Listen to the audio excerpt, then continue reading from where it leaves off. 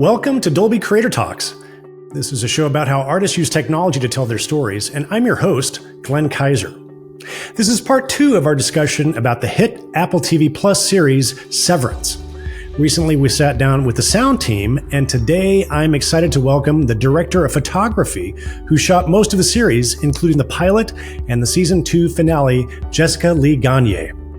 In addition to her work as cinematographer, Jessica Lee also stepped into the role of director for the first time ever on this show for the pivotal episode 7 of season 2 entitled Chikai Bardau. So if it's not already clear, consider this your spoiler alert. It's impossible to talk about these later episodes without discussing some major plot points and twists, so make sure you're caught up on the series before clocking into this conversation. Which I started by asking Jessica Lee how she decided that episode 7 was the right one for her to step into the director's chair. So it wasn't written. What I got to see was a synopsis, like a breakdown of the season. And I saw where 7 could go. And it was the one that most resonated with me. I think there's a lot of themes that I resonate with personally in it. Also being a woman, I felt like it was very important that a woman shoot this. But then I also kind of maybe selfishly didn't want someone who hadn't worked on the show to do it. Because I felt like there was a creation of a whole new world, and that responsibility, I wanted to take that on. I didn't want to let anyone else do that. I think it makes perfect sense. Of course, like, what a huge challenge though, because, in thinking about it, you have to set up the emotional climax of the end of the season, which is this horrendous decision that Mark has to make. Which way does he go? And so this relationship that's been hinted at through the entire series, which is, Audi Mark's connection with Gemma, you have to set that up with the same emotional resonance as the relationship between Annie, Mark, and Helly, which we've been watching this whole time. And you really only have 20 minutes to do that. So tell me about that challenge and sort of how you had to give us all that emotional backstory. That was my main concern, I feel like, with this episode. How do I make people love her? And I understood the weight that it had for the series and for episode 10. I was really teeing that up. And I had 14 scenes to do it. So I got in there as much as I could in terms of adding details. Like, for example, that time-lapse sequence where you go through these beautiful life moments with them. It wasn't originally scripted. It was something that I kind of pushed to add in there. So I'm like, we need to see them live and just live, just be together. So that we believe that it's not just these pivotal, because every other scene was about a key moment that was driving the story. And then when we started integrating the crib and the idea of the all of that was very heavy, and there was no lightness within it except that first scene when they meet, and that's not enough. So you can't go from that to just them being in this hardship. So that sequence became incredibly important, and I really held on to it and fought for it. I got a Bolex camera from my gaffer, and I went out and bought some rolls of film, and I started shooting time lapses of time going by in that house, which I lived in, because it was my rental house for season 2. That was your rental house for production? Oh, that's amazing. I had no idea. Yeah, it became the set after. It was first my rental house, guys. It was not the set when I got it.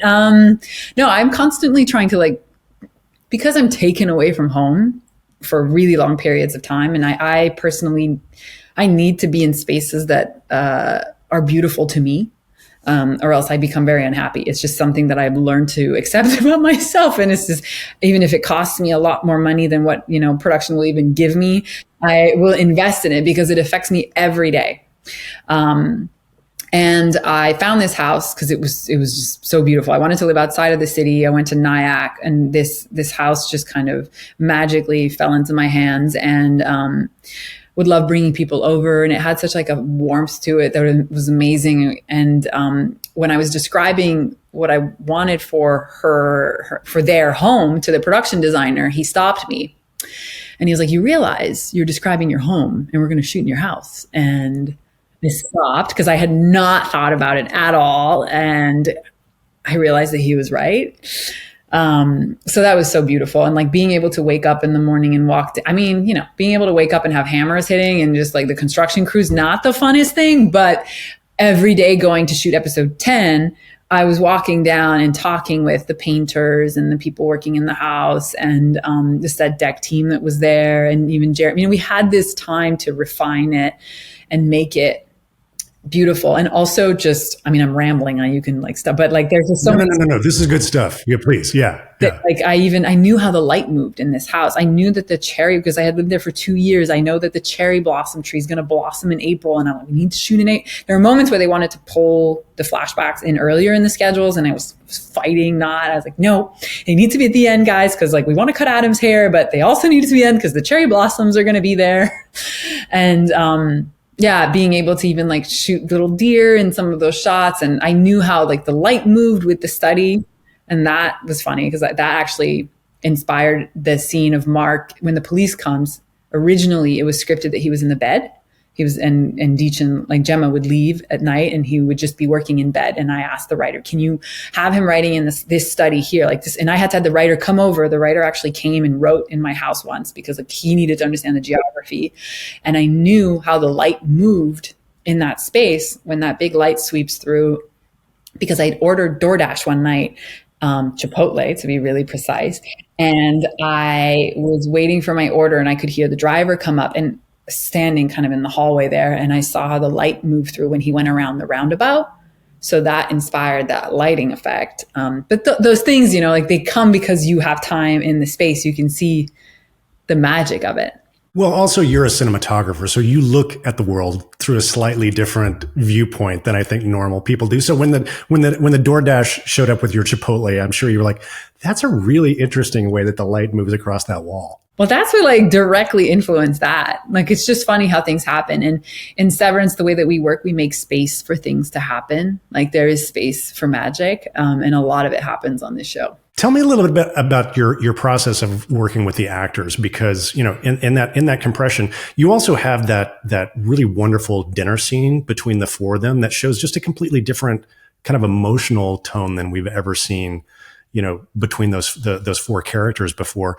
And I'm just kind of curious, in one sense, I'm sure that you had an advantage because you had been the cinematographer for the entire show up to that point. So you had a relationship with the actors that any other director coming in wouldn't have had. But I'm kind of curious about, your process of working with them on those scenes and those beats. That's a big journey for me because you say I had a relationship with them. I think I've been the type of cinematographer that's kind of stayed away from actors. I kind of try and make myself invisible on set. I try not to bother them or get in the way. And I'm trying, I'm considerate in terms of making everything as efficient as possible for them and giving them the space that they need. But I was in my own life hiding from actors because I wasn't ready to feel what they do every day, showing up and having to feel things and having to understand why they feel things is something in my life I avoided for a very long time. And it's why I never was, why the desire of directing was unconscious inside of me. Because I didn't want to access these things. And funny enough, I think that they would have been the people that I would have had to face myself the most. So I kind of have not developed those relationships deeply. And then for this episode, I had to go where I was the most afraid of, and that was that. But because for Gemma, I can speak mostly about Gemma's character. It's a little different than the dinner. The dinner scene is a different situation. But with her developing who she is in each of these scenes and even each of those rooms, it was a lot of conversations with Deechin and just getting down to who is this person? What has she lived? And before meeting with Deechin, I had to kind of make up in my mind who she is and what her story was. I did pull from some personal stuff, and I think that helped kind of anchor things in reality and give it a specific tone. But yeah, lots of conversations and talking about the backstory, and why everything had been happening. And because I had such a good relationship with the writer, we were able to also talk through these things together. And then them coming, Deechin and Adam both came over one weekend to the house where we just rehearsed, Ben, Mark, and them. With no one else around. We just talked, with simple rehearsal of it. It didn't really matter to land anything in the rehearsal, but the conversations about what's going on in each of their heads. And I feel I approached directing them very separately, each person. Like whatever I say to one actor, I make sure not to say it to the other one, because so much of what's going on in these scenes is their own thing and not the other. And so much is in the unsaid and like what they're navigating and what they're choosing to show their partner or not.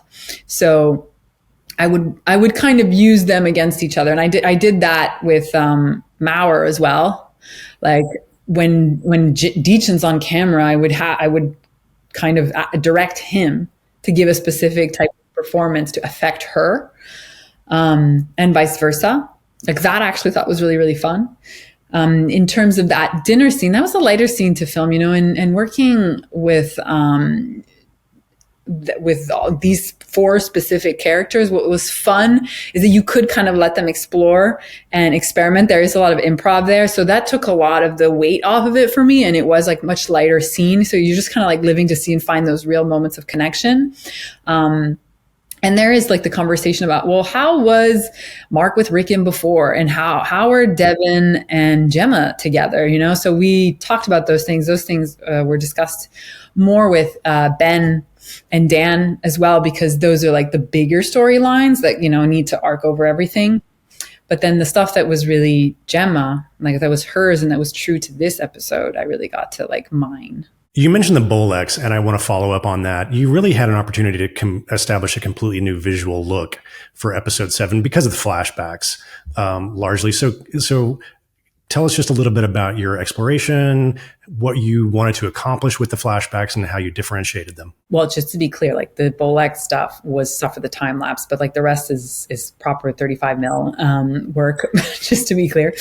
I'm the cinematographer of the show, and I had to, at the beginning of the conversations, Ben brought up film at one point, and in my mind, this show was not film. I was like, no, we're not doing film. It doesn't make sense. And he trusted me on that, and we kind of moved on from it. I'm sorry, but you're talking about a conversation that you and Ben had in the pre-production before season 1. Like, do you shoot on film or do you shoot digitally? Yeah, there's always, all directors want to shoot on film. Usually, there's like some exceptions, but when you have the opportunity to do it, you do it. And I understand that. But for me, I kind of take into consideration general production, efficiency on set, and also just like ultimately the look desired. Like I weigh everything out. And we did do tests comparing the Sony, comparing film, and comparing an Alexa, which we shot in the Panavision offices. And it was very obvious to me that the Venice was the choice. Ben also, once he saw it graded, and when we work with our colorist, Tom Poole, also loved the Venice, and it made sense that this was that for the show, and that it wanted a slicker feeling than film. When it came to the flashbacks, I kind of had to go up to Ben and be like, so I think they should be shot on film. And then you're dealing with that. When our production's like not used to working in that format at all. But I knew I wanted it to be single camera. I wanted it to be really simply done. I didn't want to do a lot of coverage. There were not a lot of shots.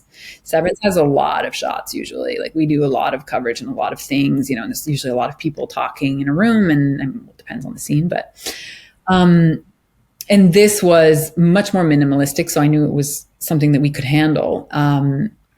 And to me, it was the only way that when you watch an image, when you see something really shot on film, automatically, subconsciously, you're watching something that's back in time. Like, it's in the past, because it's just a visceral feeling that we get when we watch it. So there was no better way to deliver it, than that. To me, it was the most true and honest way. Plus, it's such a human, physical, like skins can never look better than they do on film. And life never looks more real and emotional than it does on film. Like it just has that texture. And I'm like, well, I feel that makes so much sense with this world. It does make perfect sense. I feel like you also got to play with some new visual styles, even within Lumon. Obviously, we have the testing floor, which is not a space that we've really explored. But I'm kind of curious, for you exploring the different spaces, all these different testing rooms, tell me a little bit about that process. Production design on this episode was a tremendous amount of fun. Like I think what I enjoyed the most as being a cinematographer over the years is being able to like create visual looks and work with production designers in terms of rendering spaces and really kind of, as a cinematographer, you get that like final seal on something. That I have so much fun with. And then one of the things that attracted me to episode 7 is that I was going to get to create this world. So for me, I was like a kid in a candy shop. And this crew, the production design, the props, the set decorating crew, construction, everyone who works on this show loves it and gets excited about like finding a specific, carpet, or like in the suite, I don't know what you call it, the diffusers that are on like the ceiling lights. We found vintage diffusers and then we were missing one. So they like get it made, and like the specificity of everything is insane. And getting to go to work and walk through those sets, day in, day out, and just give notes and talk about things with everyone was the most beautiful thing. And yeah, I don't know. It's luxurious in a film for filmmaking, television filmmaking. And I feel really grateful that I got to live that experience. I mean, the work that you guys did, even with Gemma's wigs in this episode, just amazing. Yeah. Such great storytelling just through hair. They're working with like the best hair makeup crews on this, and best costume, and it's a layered design process. There's a lot of tests that go into this, lots of conversations. And we try and give everyone like space and time to do their thing and to craft at like the best level that they can. I'm just fascinated by what you and the team do in terms of in-camera practical effects. There was that insane kind of shot where we go from the NDR, down through the bowels of the building to the tracking room downstairs. Oh, no one told me. Miss Cobell's orders. I'm to watch her for signs of sadness and verbally encourage her to forego further suicide.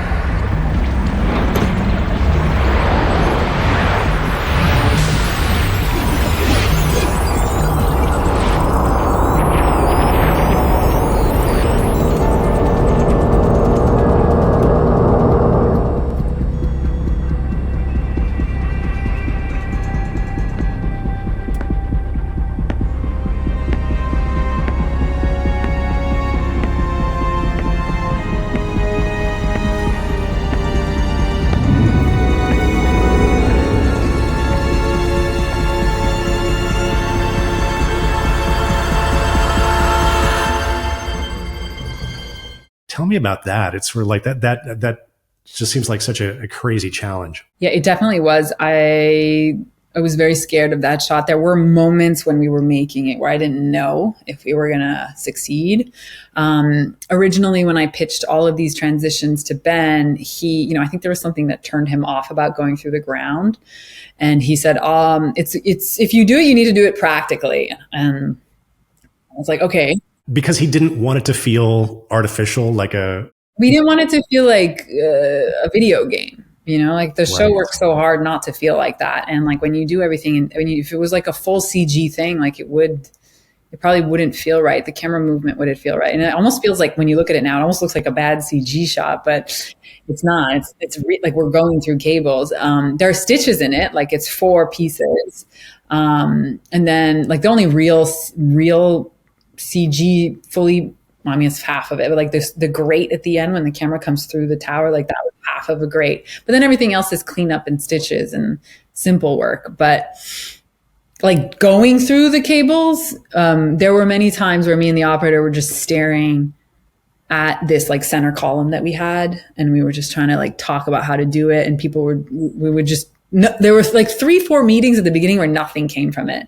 And I knew that we had this extra column piece, like the center column of MDR. We had an extra one because for episode 4, they built a desk for the outside. And I had to also like try and do this shot with like less budget because, we're towards the end of the show and you have to be, and like, I don't think people were that excited that I wanted to do this like crazy shot. They're like, well, how is she even going to do it? So I had to find ways to kind of get it done. I was even trying to like get one of those like medical cameras to like move through the cables. And we got like a cheap, plumber camera from Amazon to just try it out. And I was trying to show like the grips and the operator, well, can we do this? And we couldn't find the camera that would feel right. It ended up being a probe shot that was, broken into a couple pieces. But the set decorator originally drew the rig that we ended up building. So we built, we had the MDR cable, the MDR base up in the ceiling on pulleys, put fiber optic cables that were lit through it, because I couldn't light this. Obviously, there was like no room for lighting when you're in like a braid of cables. And the camera, so it started through that hole with the probe that would bring it far enough. And then as we were going down, the cables were being wrapped around the lens. So they were tightening and following it with like a series of different rings. And these rings were basically not so that they would not get all like twirled around the camera. It looks like a mess. It just looks like nothing. But it's beautiful also because when it glows in the dark, it just looks like a sculpture of cables. But yeah, and I mean, the whole second part of it's a whole other journey that I could get into. It's just, yeah, it was a thing. Well, it paid off. It feels great. I mean, and it feels organic. You know, it's not, it feels very true to the show, to the space. I mean, obviously, I can't have you here and not talk about the Zali, which I think has become such an iconic shot.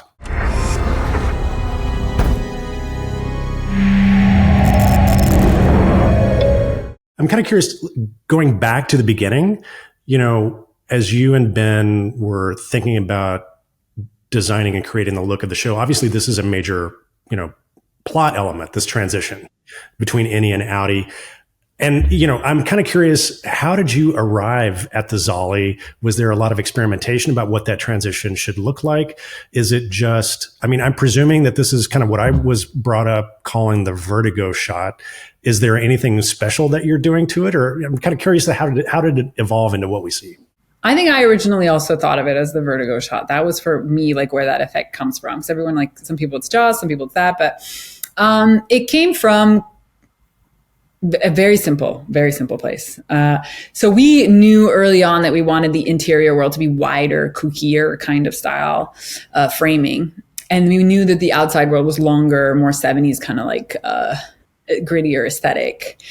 So the idea, because we were going from outie to innie, was that we would go from longer to wider lensing. So obviously you just use a zoom and you go from like long to wide.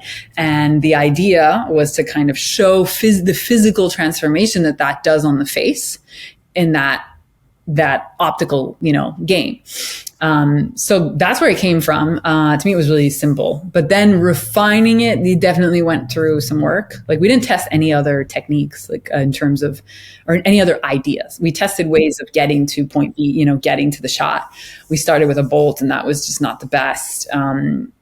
I don't know, like it was too huge, too big, cumbersome to like go with that. And we ended up, because you are working in a pretty confined space, you know, these are elevator shots, right? For the most part. But the camera's outside the elevator. Right. We ended up building like a pop-up elevator that, because we had so many this season, that we would just move wherever we were. It's 3 walls, you know? A pop-up elevator to do the transition shots. That's perfect. Yeah, it's our pop-up elevator. And we needed 2 different elevators because we have different elevators now. And anyways, so it would kind of move around where we needed it. But the best version of it came from someone that we work with a lot who does motion control stuff, Anthony Jacques.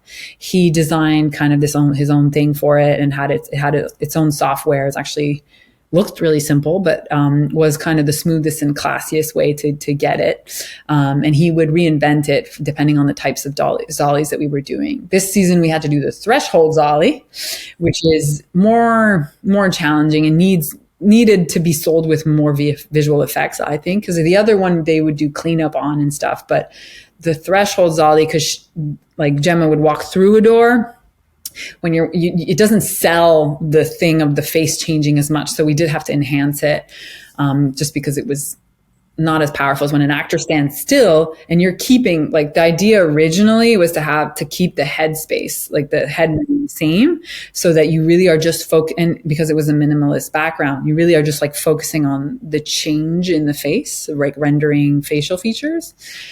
But yeah, every time you do a different version of it, you kind of, I hadn't thought about that at all, but it makes perfect sense. When the actor's moving, you have to rethink that. It doesn't work. Yeah. So for those, we did do more of a VFX twist on it. Like we enhanced it a lot more. So Severance, you know, I watch it at home streaming on Apple TV Plus. I have a Dolby Vision set up at home.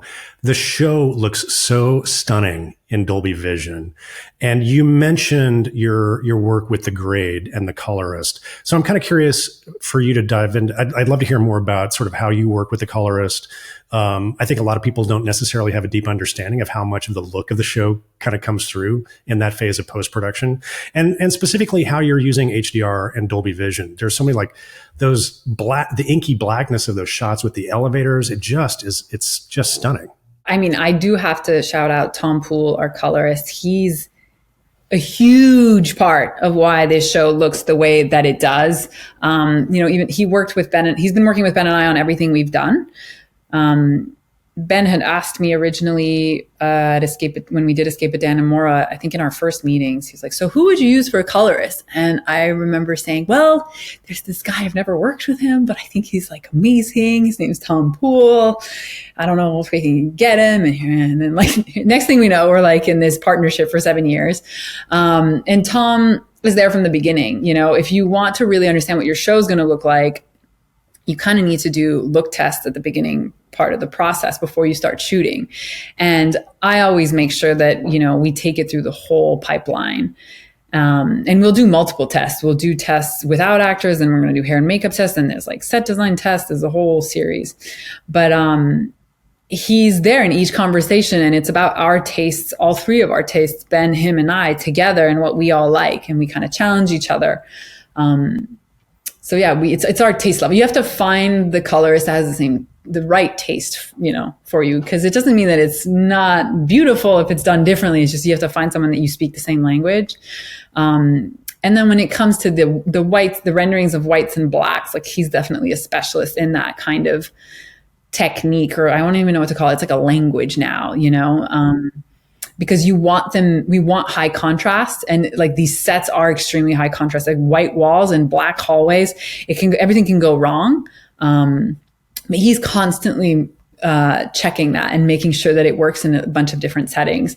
I don't, you know, particularly follow it, but like when I see it, I'll know, you know, if it's right or wrong, the feeling of it. But we all contribute to it. Ben does as well. You know, when we watch something, it has to have that feeling. And this season, we pushed it further. Like the contrast is a little more intense. The image is more vibrant.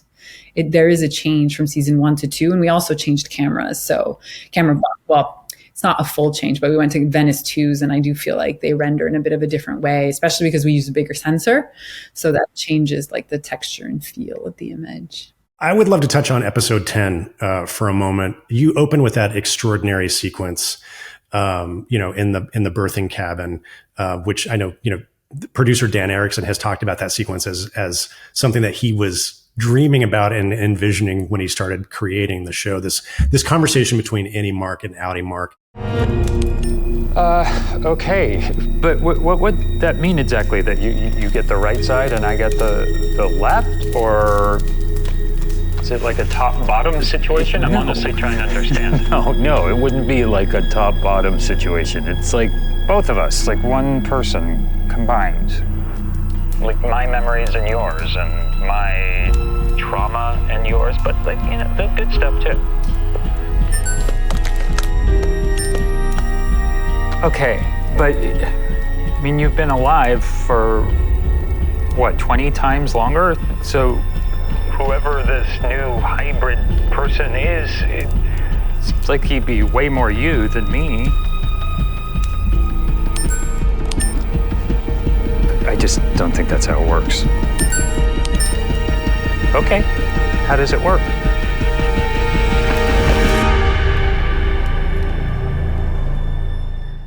I would love for you to talk about creating the look for that really important sequence. I mean, so much of that was like kind of set within the space. You know, the space drove what it would feel like.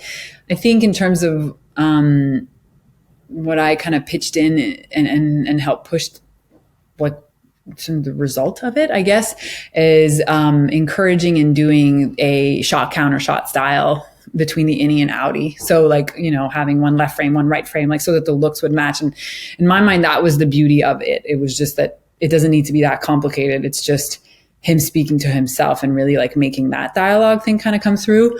But the space and then the cadence and the speed and the intensity of it all is like more, driven by Ben and the editing as well.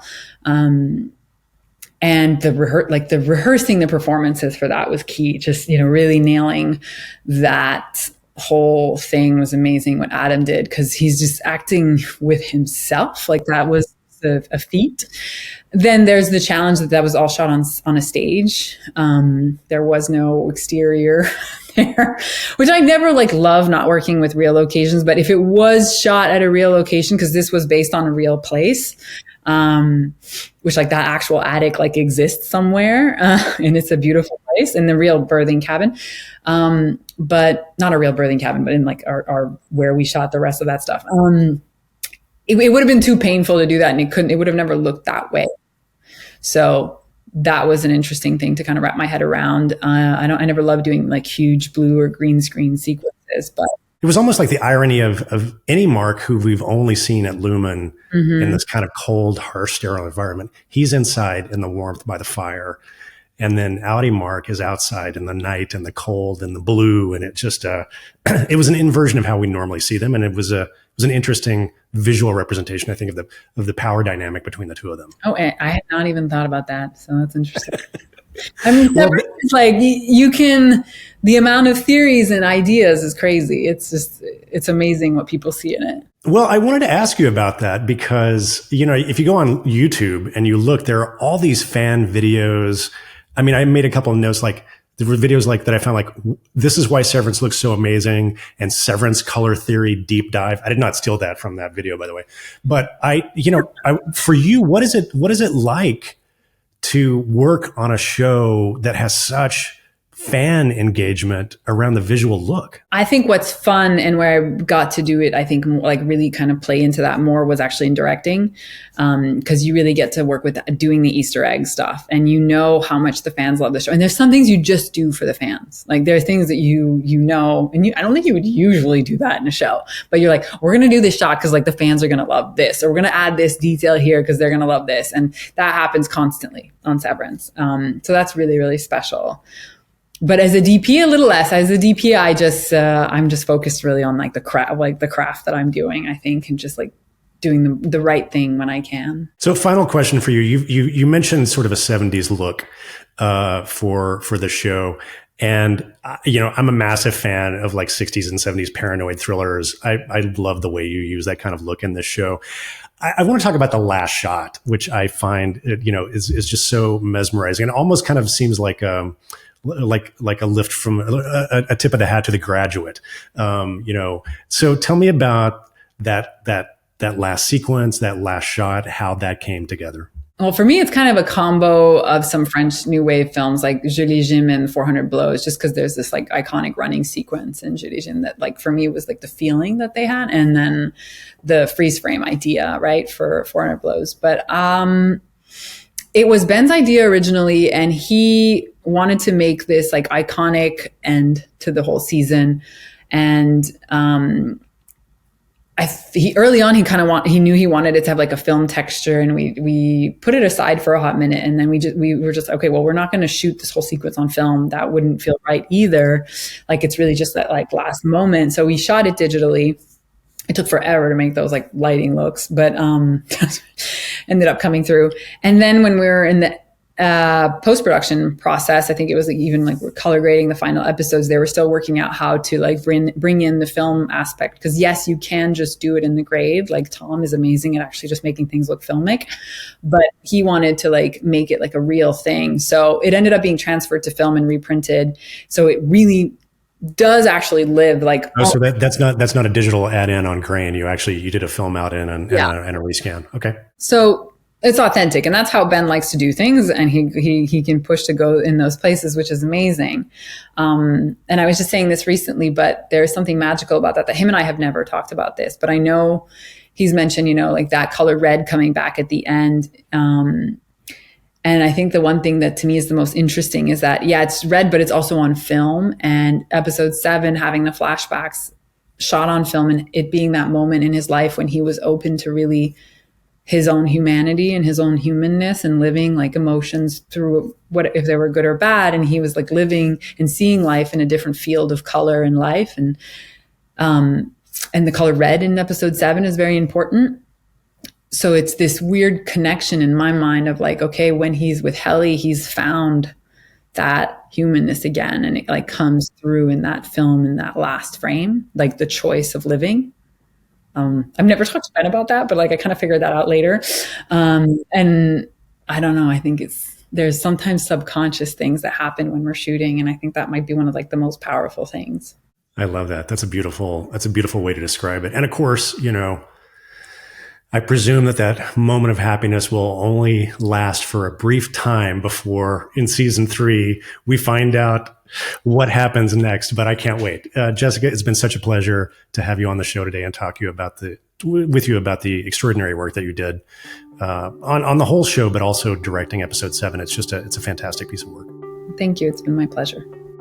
Many thanks to Jessica Lee Gagné for joining us on the podcast today, and an extra special thanks to our friends at Apple for helping us put this conversation together. Be sure to check out Severance in stunning Dolby Vision and Dolby Atmos on Apple TV+. We have links, as always, in our show notes. And in case you missed the memo from my introduction, we have another podcast episode with the sound team behind Severance, which we just posted a little while ago. You can find links to that and all of our episodes on all of the major podcasting platforms, including the video version on YouTube, in our show notes. Or you can simply search for Dolby wherever you get your podcasts. And if you'd like to join us for even more conversations with artists and filmmakers about how they use technology to tell their stories, be sure you are subscribed to us here at Dolby Creator Talks. If you're curious to know more about what we do at Dolby Creator Lab, head on over to dolbycreatorlab.com. There you'll find information about all of our programs. You can access the entire library of episodes of the show, and you can sign up for our mailing list. Until next time, this is Dolby Creator Talks. I'm your host, Glenn Kaiser. Our producer and editor is Michael Coleman. Our executive producers are Amanda Schneider and Jack Ferry, with additional editing by Matt Nixon. And our production coordinator is Karen Marroquin. Thanks for joining us.